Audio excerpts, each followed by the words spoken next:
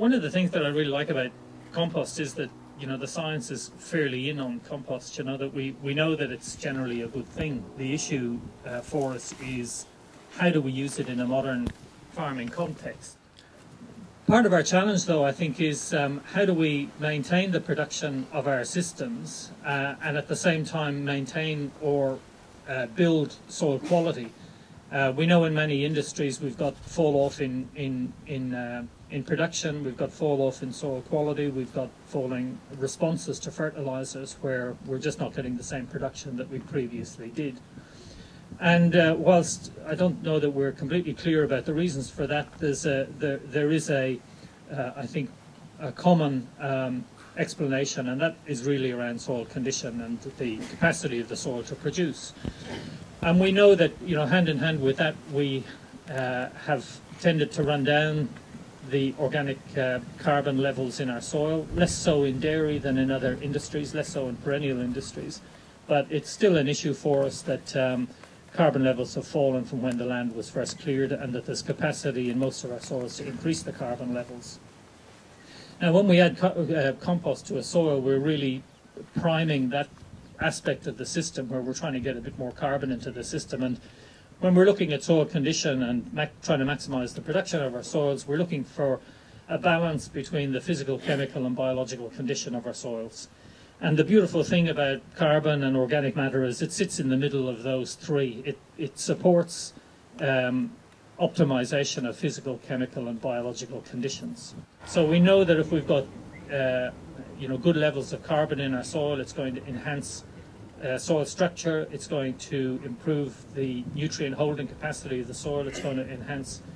the water holding capacity of the soil. And what we're looking at in talking about compost, and I think the interest in compost is about saying, well, what can we take from the organic school, which has had a philosophy, if you like, on a practice of saying feed the soil,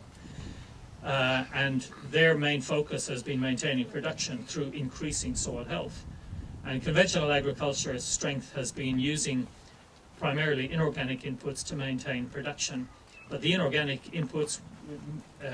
don't always, and in the long term, result in improvements in soil condition. So if we can find a balance somewhere between the two of these,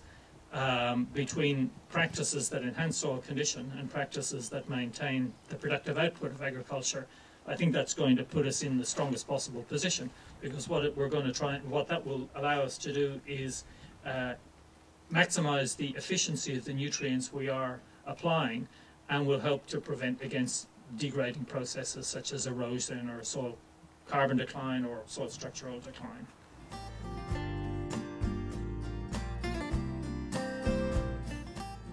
Compost does two things, and it can do them individually or separately depending on how you want to use it. So compost can either be a soil conditioner, or it can be a fertilizer, or it can be both. Not wanting to complicate things too much, if your soil if you've got soil problems related to, say, poor structure, low carbon, low water holding, low biological activity, adding compost to that system is going to enhance those properties and will help address constraints to production associated with those problems. If your soil has got fairly low biological activity, what I was just saying before, and you put compost on, it's going to help to promote that aspect of your soil, but the amount of nutrient that will be liberated from the compost, particularly in the first year, will be constrained by low levels of biological activity. Over a number of years, when you maintain this practice and you're basically breeding up the bugs in your soil to digest this material, then you can start thinking about compost more as how it's contributing to your fertilizer budget, to your nutrient budget. If you're just using chicken manure by itself, it's probably easiest to think of chicken manure by itself as a fertilizer, as putting nutrients on to promote plant growth. Putting chicken manure on itself is not really going to do a lot for soil condition, other than what you get from enhanced plant growth and what the enhanced plant growth does for soil condition. So it's important to separate your thinking out between, am I using chicken manure as a fertilizer to apply nitrogen to make my plants grow, or do I want to put it through a compost where it is going to